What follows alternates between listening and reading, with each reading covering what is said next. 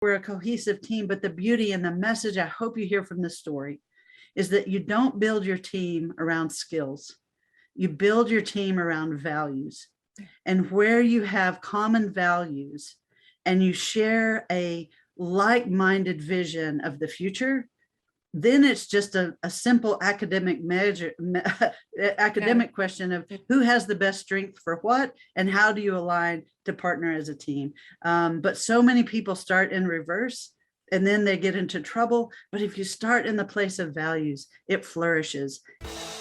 I am Christina Suter, and this is the Real Estate Breakthrough Show, where we talk about the reality of real estate, the mindset you need in order to face the reality of what it is, and tips and tricks to get you moving forward in investing. I am your host, Christina Suter. I am so excited to have you guys here today. I have Kim Wendland. Oh my God, I didn't check your name. Did I say it right? Kim Wendland. Yeah. Wendland. Kim Wendland here with me today. And Kim and I have not met previous to 5 minutes ago. And I'm actually, here's the thing. And I know I get in trouble for using the word excited a lot, but the truth is Kim and I must have been born on the same planet, day, minute of time or something, because we have found so many things that seem truly aligned. So I am now as excited as you guys might be to listen to what she has to say, because not only is she an expert in real estate, but she's also shown me very quickly to be a person of integrity and thoughtfulness and a sense of clarity about who she is on the face of this planet. And I feel like those people are few and far between, and truly people you want to bring close in your network because you can rely on them and you can trust them to stay to their word and get their job done to support you in your financial freedom. So let me tell you a little bit about Kim, and then we can roll into it. So Kim Wendland is a single family and multifamily real estate investor. She's a founding member and director of asset management at Quattro Capital. Spanish for four. Quattro Capital. I failed Spanish, Latin, and French. Thank you very much. She loves working alongside her partners, Maurice. I cannot get them correct. Philogene. Yep. I'm Philogene. You could just say, yeah. You Chad, could just go with Maurice, Aaron, Chad, and Tammy. Before real estate, she spent 28 years in leadership positions at major corporations like IBM, Northrop Grumman, serving Fortune 50 clients with multi-billion-dollar outsourcing services. Kim made the transition from technology to real estate after performing the heart-wrenching work of settling 3 estates for loved ones. During these years, she realized just how much real estate increased their wealth. So her interests were piqued, and she jumped right into real estate, never looking back. Her current position is all about living a great life now, creating significant generational wealth, and giving back through philanthropy. She longs to make a difference and leave the world a little better than when she found it. So for those of you guys who have been listening to me for a while, does any of that sound slightly familiar to some of the things that I keep encouraging you guys to think about? What is the greater purpose of real estate? Why do I ask in every single show? Why do I ask every single guest I have? What is financial freedom to them and what does it mean? Because being able to have a greater sense of purpose and being able to have a greater sense of who you are in this planet and that you're contributing and rolling it forward can do nothing but bring joy to your day every single day. Kim is with me. We've been talking 5 minutes and that was what we went straight to. Okay. So as you can see, here's Quattro Capital. Here is her website. She works in and among a whole series of partners. It is a company that has been in business for a while. I don't know how long, Kim will tell us, but you can see the depth and breadth of their experience very quickly. And there is Kim right there. Kim, why don't you bring us up to speed on Quattro Capital and exactly who they are and why they're experts in their field? Oh, absolutely. And Christina, kudos to you. What a fantastic organization and network. The giving that you're doing and the message that you're getting out totally resonates. And I think we're beginning this really cool new friendship, and I can't wait to see where all this goes. Me too. So I'm thrilled to get to be here today. And oh my gosh, to all of the folks listening, I hope you take one thing away from today, and that is that your real estate business is more than your real estate business. It is a purpose, it is a mission, and it is accomplishing something great. And I hope you hear that today. So for us with Quattro Capital, we believe solely in living on purpose and for purpose. And one of the beautiful things that happened, you asked how old our company is. We're 2 years old formally. Okay. But together we have 95 years of experience professionally. Yeah. And that varies how much in real estate or not. But one of the most important things is how we came together. And it's a beautiful story. We see it as a God story, a spirit story. We'll see how you feel about it. We were at a conference. We happened to all be in a room of about 1,000 people pre-pandemic, back when it was like Right. not, a life-risking thing to do. Right. And we actually spent a significant amount of time meeting a lot of people. Mhm. Well, Erin, who you see on the screen there, Erin Hudson, she's a doctor of chiropractic. She's subsequently sold her chiropractic and is in full-time real estate. All of us are. But she, at the conference, was receiving an acknowledgement and an award. And her heart was inspired at the end of that when they asked the question, how are you planning to spend your, acquisition fee? What are you planning to do with it? And she was, kind of held her breath a little bit and then just put it out there that, she and her family build homes for people in Nicaragua and other places in Latin America where, housing is not a possibility, and especially quality housing for the masses. So they go down there, they raise funds from their friends, family, and others, and then they go build them $5,000 a house. And so she put it out there on the stage. Hey, does anybody want to join in? And there was this like awkward silence because nobody was expecting a fundraising moment, right? And then Maurice Philogene, our partner, who is a professional in the IT world, as well as a full-time real estate investor, he put his hand up first. I'm in. I think I was second or third. I jumped up. I'm in. And at that point, Erin was floored because she left, and by the end of that day, $55,000 had been raised. So it was a big moment. But when Erin went back to her room that night, she tells the story of how she was kind of floored, and she was talking to God, like, what was that all about? And what she felt led in that moment, she said it was just as clear in her mind. What she said, those were the people who shared her values, and that's who she should align with.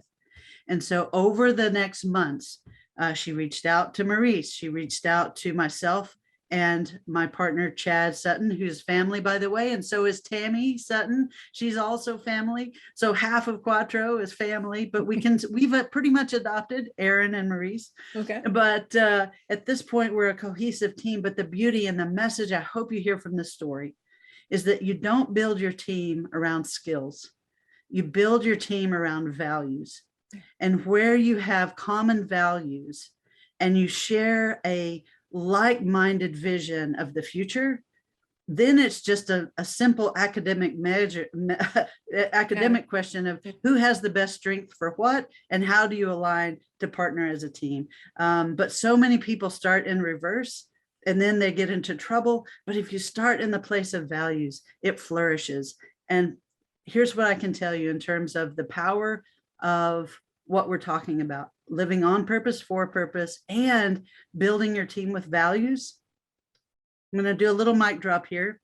Okay. In the last 2 years, we have acquired 13 multifamily apartment complexes with a portfolio of just under $50 million. By the end of September, that will be like 84 million. And by December, this is contracts in progress. So we're just working through the process. All of that will land with nearly $100 million in assets under management within 2 years. So the power of team, the power of values, the power of purpose and focus. Oh my gosh. I hope that wasn't too much. I hope that helps your audience get a sense of where we've been and how we came together. No, I think it's, again, I was very encouraging before we even started with dive right into this conversation about purpose and dive right into the clarity of purpose can truly help define that your success And you just laid it all out. Just like I said, please just lay it all out, because I think that people, we have a tendency to focus on the dollar. And I start a lot of my meetings with, okay, what's the best way to make money in real estate? Having money, you can make money. And I'm like, no, that's not the answer. That's not the answer. The answer is your network. How you treat your network will affect your net worth. Oh, right? mic drop. Wait. I know you said it before. Say it again. Mic drop. This is so powerful. Your network, how you treat your network will affect your net worth versus your network creating your net worth. It's like, know how you treat it will affect your network and your education, right? Being willing to be deeply educated in what it is that you want to be an expert in brings the expertise and the bravery and potentially, hopefully, the determination to move forward in your level of success in implementing what you want. I don't care what part of real estate you pick, right? It all works. Your network and your education works to allow you to succeed and excel in being an expert in real estate or investing in real estate. Even if you don't consider yourself an expert in real estate because you're just an investor, you're not a professional, you're an expert in real estate. I've been an investor for 30 years. Trust me, I know. But if you're just an investor, that you're still a professional in the field, right? Because you still have units you're responsible, or you have syndications that you're tracking, or you have developments that you're in the middle of. You are educating yourself all the time in how to be an investor in relationship to that asset versus like a project manager or a contractor or an interior designer. So I'm just such wisdom. Yes. Yeah. And just to stack on that one thing that is a huge mindset part of that is personal ownership and accountability. Yeah. Even though we have 5 partners, we 100% without question, we absolutely all believe each of us is collectively responsible and individually responsible for absolutely everything that happens. And that kind of commitment to each other and to the cause, that is an absolute, sorry, the phone rang and it stole my mic there. But truly, what you're saying is so important. If you're listening and this is the first time you've heard it, go deeper with Christina, because this equals success. What we're talking about now is what people don't understand, and it is the difference maker. It is the difference maker. Right? There are lots of people who can bring themselves to the field, and it is a bit of a proving ground, right? It is a bit of a proving ground when you are in real estate. It will challenge you, and we'll get to that. But that determination, that integrity, that self-accountability, which hopefully is buried in the how you treat your network, is hopefully buried in there, is that sense of integrity and accountability, right? For sure. That's my way of slipping that in. No, it's absolutely essential. Yeah. Right? Is your accountability and your integrity will define your success in the field. One of the questions I ask people, I'm a hard money lender as well, right? So, I do a variety of things. One of them is hard money lending. Problem solving is really actually my stick. Like, that's my little corner of the world, is like, you got a problem? Let me help you with that, right? Nice. So being able to think outside of the box. But I also do hard money lending. And one of the questions I ask is, tell me about a time that didn't go right. What did you do? And what did you learn from it? Because real estate will go wrong. And what I need to know isn't that you're the best expert in this particular field, or that you're the smartest human being doing whatever it is. What I need to know is, did you step up to the plate? Did you make your investors whole? Did you stay in communication with them? Could they trust you when it was done? And did you grow as a human being, or did you get more dark? Did you get more solid, more accountable? Did you step forward even stronger? Or did you get more resentful and more afraid? Because if you can step forward, if you can, and I'm not saying everybody can, and I can't all the time either, but if you can step forward in a more powerful way and take that deeper accountability and, more humble, more strong, all at the same time, it's amazing how those two go together. Then I can trust you with my assets. That's when I can trust you. Been an investor for a Ooh, long you're time. dripping some gold right Hey, there. you know, Oh my girls, all your goodness. fault. It's all your fault. It's all your fault. So Like Kim, you said. tell me more about what you guys do so that people understand the expertise. Like just like we do multifamily. I mean, I get that we've got this large of a portfolio, but put a little more flesh and blood on it. So when people want to approach you, not just as an awesome human being, but as a professional in the field, what's the mantle you wear as a professional in the field? Thank you for that. So with Quattro, I'm going to share a little bit about each of the five because we can't talk about one without the five. And when somebody wants to know why we're named Quattro and have 5 partners, I have to stop and say it's because Quattro means 4 and we stand on 4 principles. I'll tell you about those in a little bit. They're important. But the 5 of us, so a little bit about, I'm sorry, the question that you were after, I just lost it because I jumped to the values. What is it Quattro does? What is it you what do guys we do on the, give us the grassroots fundamentals. We are a blank, blank, blank.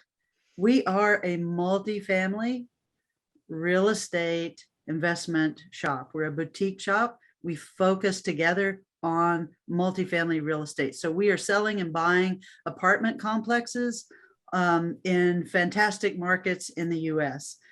That said, each of us are also investors in other things, whether that be single family, restaurants, Airbnbs. We just, for example, Aaron and I are in a project on a lake outside of San Antonio. There's so many additional things because like you find, Christina, once you get your niche and you're finding success, there's so many aspects to real estate. You can play from any angle, but the core of Quattro Capital is absolutely multifamily real estate investing. Okay. So if an investor came to you, then what they could anticipate is either being a partner or part of a syndication that specializes in multifamily. How are you guys structured?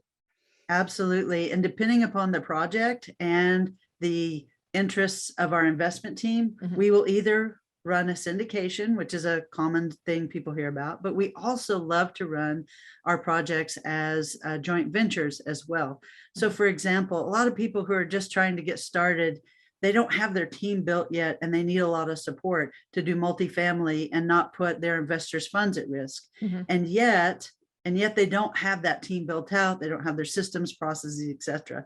So what we found was that when people would come to us asking to sponsor, we usually have more questions for them than they were prepared for. And so we wind up really just teaming together. And when we team together and we're able to share how we work and so forth, there's no cost to all of that. We're just giving back, right? Like you put out goodness and goodness comes back. And so as we've worked together with our individual alliance members, we don't work for them. They don't work for us. These are just alliances that we put together under a common purpose and cause.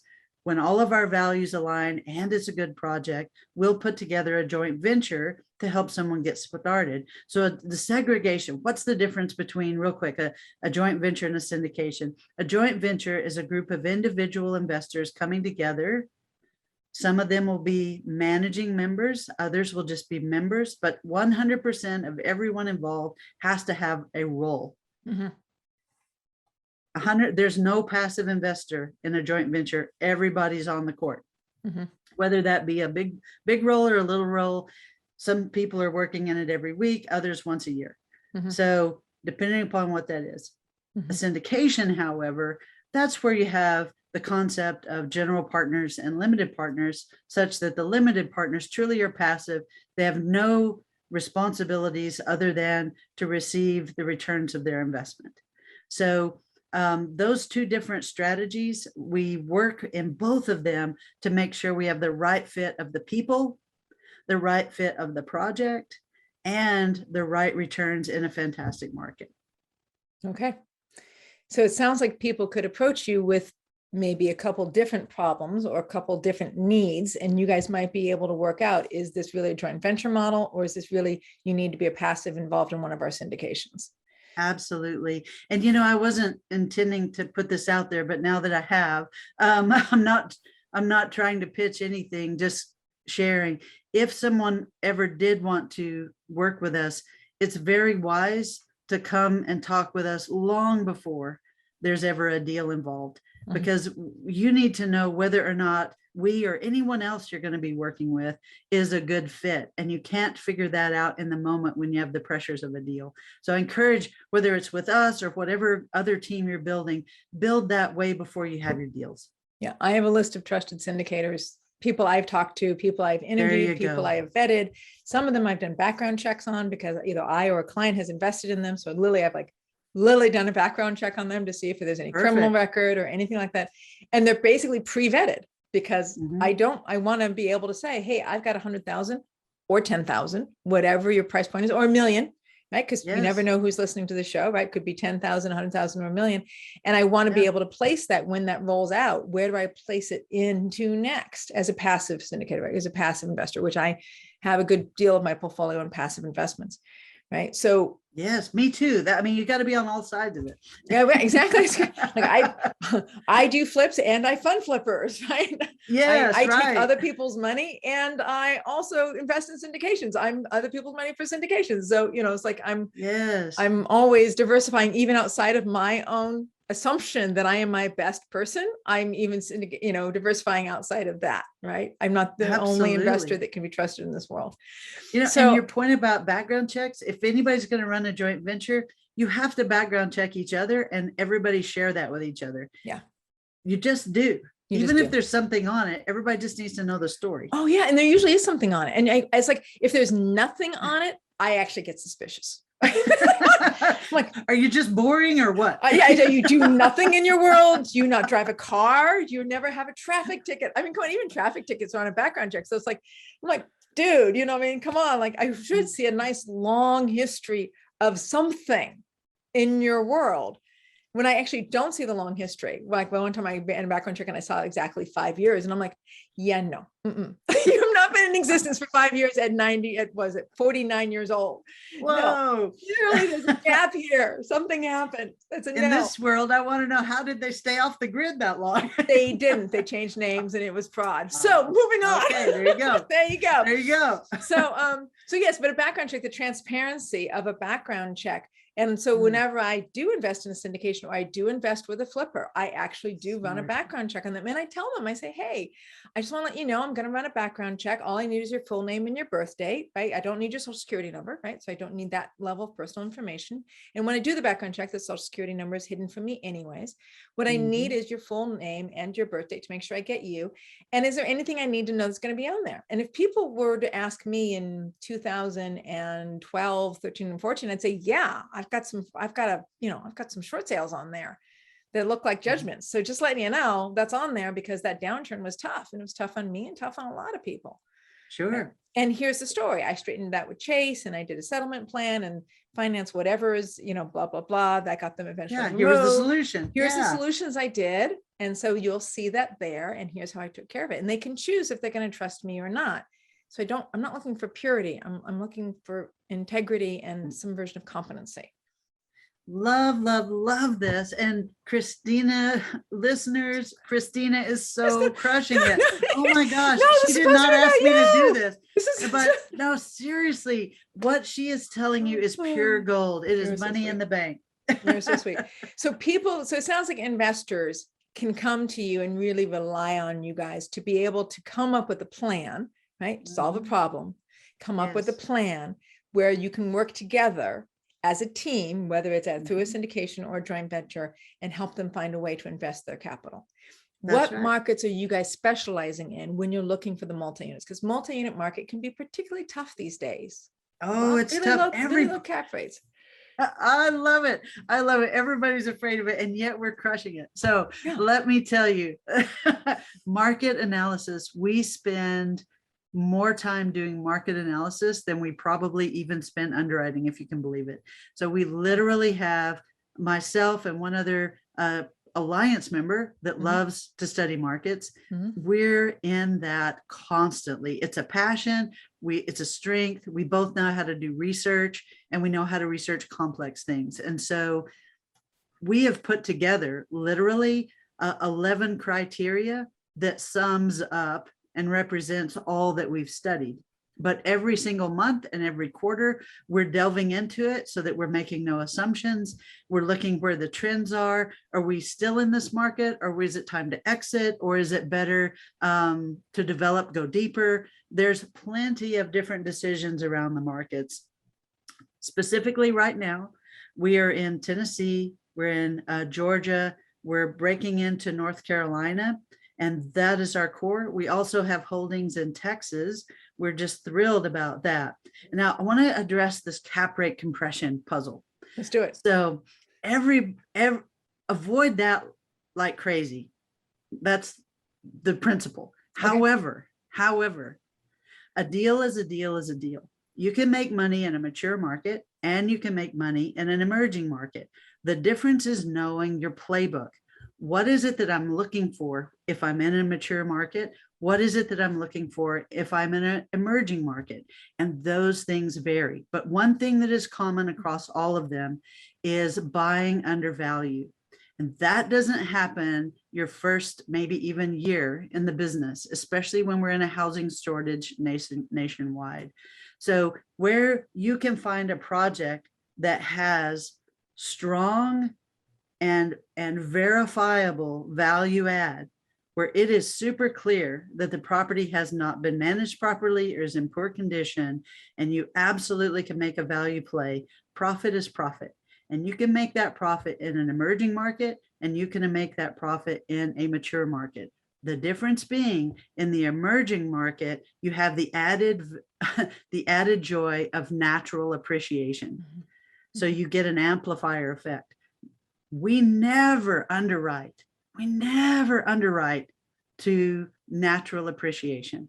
We only underwrite to the forced appreciation. So we keep those cap rates flat. If we're buying at cap rate X, our exit is at cap rate X. X, yeah. If it's 5 going in, it's 5 going out. You're not assuming greater compression as a way of gaining profit on the going out.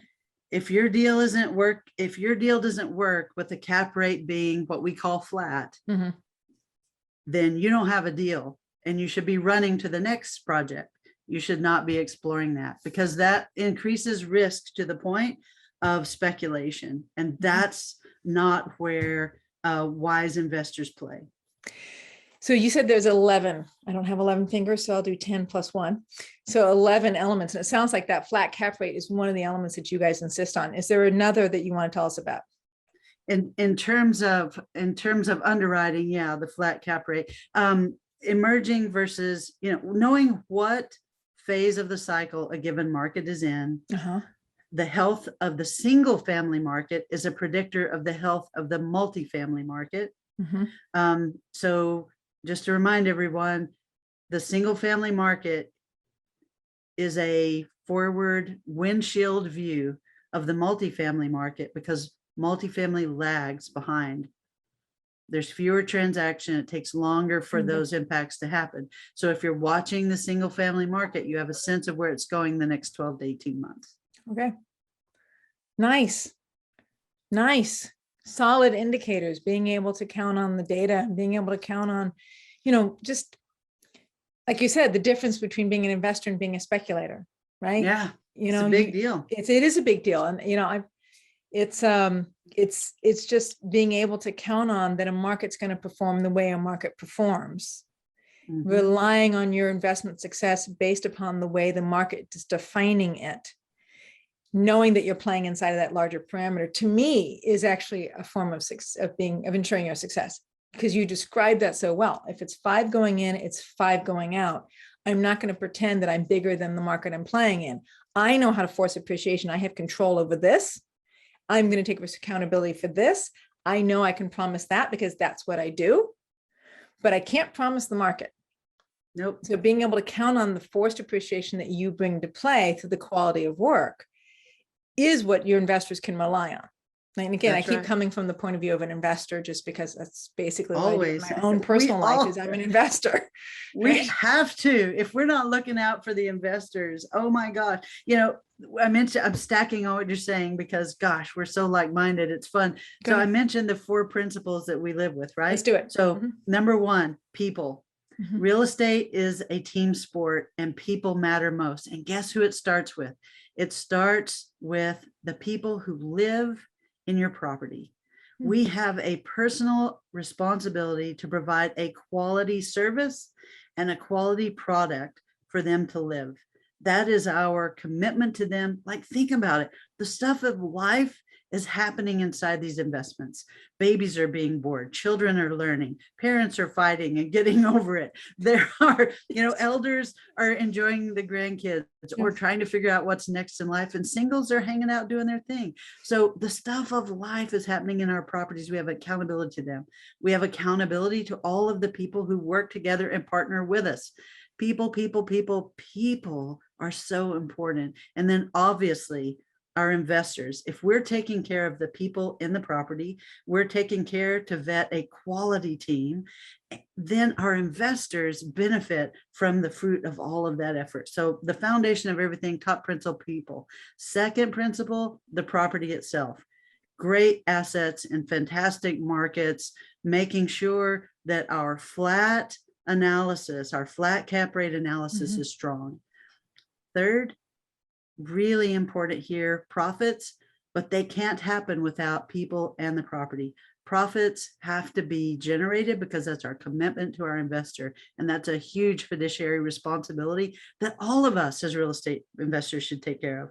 When those three things happen, my passion gets to happen, and that's philanthropy, because at that point I really get to sing my life's song and do with those resources. Money's a tool, and being able to fill that toolkit with things that we can deploy and make a difference. Wow, now you're talking about something that I can really spend the rest of the hour talking.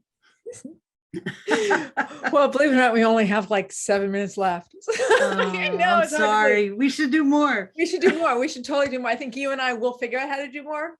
And let's round this one out. So I asked for an example of something that went wrong. Oh, yes. What did you learn from it, and how did you solve it? Because problem solving is a big part of real estate, success in real estate. And how did you grow up? Oh, this is beautiful. Okay, 7 minutes. We got to net this out in 3. I'm sorry, I forgot the question. So here we go. It is March 2020. Okay.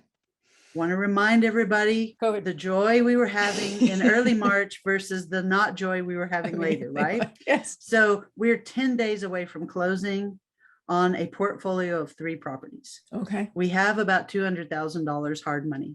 Okay. Okay. On March 16th, both the stock market and the bond market were free falling. Our lender could not make their capital call that was required, and they had to stop lending to everyone, not just us. That does not change the fact that we have $200,000 hard money. That have already gone hard. There's already an escrow and it's gone hard. You're stuck. And we have 20 days of our contract to fulfill that. Right. Okay. I hope you can take in the moment, because to say that was a sucker punch is an understatement. Like, truly something to be solved. Yeah. So the mindset, we had to overcome a lot of our own fear and mindset. And we believe, and we believed this before, and we've proven it throughout 2020, fear is a call to courage. Fear is a call to courage. And it was in that fear that we chose to lean in and get curious. Don't give in to the emotions and all the adrenaline and every other negative emotion that can be happening. Rather, exhale and get curious. So we started leaning in. How do we lean in and get curious? We dug into understanding why what was happening in the financial market. We dug into what were our options for our investors. We were prepared, and we always say this, and we believe it. When we put up hard money on a deal, we fully expect that if something goes wrong, that money will be lost. And that way we make sure we're not putting hard money down on something that cannot be lost. It gives you the freedom to stay out of a mindset crisis when it's time to do the right thing, that you would be tempted to not do the right thing. So we were totally and completely prepared to walk away from that project in order to protect our investors. We met with our investors 3 days after the crisis, and we explained everything to them. We said, we would like to go forward in these 5 ways. A whole nother show on that, I think. Yeah. We would like to go forward in these 5 ways. There's a whole show on that. Yep. Right. And in so doing, we gave them the option to leave. The only investor who left was one that had a deadline for his own 1031 exchange. And we actually recommended that he leave. Right. So, it wasn't the best thing for him anymore, and it made sense for him to go. The remaining investors wanted to stay in the project. We then were following a seizing up banking entire industry. And on another show, we can dig into what we learned about lenders and what we learned about how we now vet our lenders as much as we vet our deals. But how we grew through that was first in prayer, because we had to muster up some courage. Second, we totally depended upon our values and our ethics. We were making choices that were in the best interests of everyone. Third, we absolutely fought hard. Once a decision was made, we leaned in and we fought hard to the conclusion. Ultimately, we did close that project, but it took us until July 31st. But you talk about a crucible as a team, forging teamwork. My goodness, we will probably always be bonded with that set of joint venture partners who are on that project. We all went through it together. But I hope that helps you have a sense. I hope if there's one thing you take away, listeners, please take this away. Fear is a call to courage. It is absolutely not a time to get all wrapped up in ourselves. It is a time to lean in, to lean forward and be part of solutions, not part of problems. Beautifully said. Beautifully said. We sometimes make this video that's all like snippets from different people I've talked to. Like, I think there's like 5 that just went by just in that conversation alone. So let's do that last piece, financial freedom. What does financial freedom mean to you? Oh my gosh. Well, of course, there's the 5 freedoms, right? You've got the freedom of money, time, location, relationships, and passion. And for me, it's all about passions. I care very deeply about my charities, and not because they're charities, but because they're things that I truly believe that we can make better. And I want to contribute to that in a certain way. And so the more I grow in our real estate business and the more success we're having there, the more funds are available. And soon, very soon, more time is going to be available. I shared with Christina earlier, sometimes success creates chaos. Yes. And so I'm in that little bit of a phase, and we're improving our systems. But the beauty of it is that those passions are there. And that's what inspires me to work hard and to accomplish things. So real estate is not for the faint of heart. It is for the courageous. And if you find that fear is a call to courage, you can live out that passion. And I'll stop there because I'm about to keep going. All right. Well, you're right, because it is now time to stop. So Kim, thank you so much for your time, for your passion, for your purpose and your clarity. It is delightful to talk with another human being who's profoundly committed to her sense of purpose on the face of this planet. Thank you for that. And thank you for the joy that comes from that. So for my listeners, anybody who wants to get a hold of Kim, it is really quite simple. Quattro Capital, right? Which means 4 in Spanish. Kim, how do people get a hold of you directly? Is there an email, a website, a cell phone number? Sure. Happy to share all of that. So the best and most expedient way is to go to thequattroway.com. So TheQuattro.com. Sorry, I misspelled it. Thequattroway.com. Or you can Google Kim and Quattro. You'll find us. Click on my page there, and you will see everything you need to reach out to me. And for your listeners, and because I love you now, Christina, in this hour, you're amazing. Here's my cell phone number, 512-659-8924. 512-659-8924. Thank you, Kim. I always give out my cell phone number too. You know, I once got a call from Spain from giving out my cell phone number on a podcast. It was great. And they became a client, and I worked with them for months, and they had properties in New Jersey. So there you go. Ta-da! Ta-da! So Thank you, Kim, Quattro Capital. Thank you to my listeners. Tune in every week to ChristinaSuter.com or go to YouTube, type in Christina Suter or go to Roku TV. You'll be able to see this video with Kim Wendland. I think I got that right. Yes, ma'am. With Kim Wendland and Quattro Capital and a variety of other YouTubes as well. Also, I never promote this, but FIBI Pasadena, For Investors, by Investors Pasadena, YouTube has at least 3 years worth of Phoebe Pasadena meetings, which can be just as educational as any one of my guest speakers. So please use these free resources to educate yourself, to bring yourself forward as an investor and create your financial freedom. Christina Suter. Christina rocks.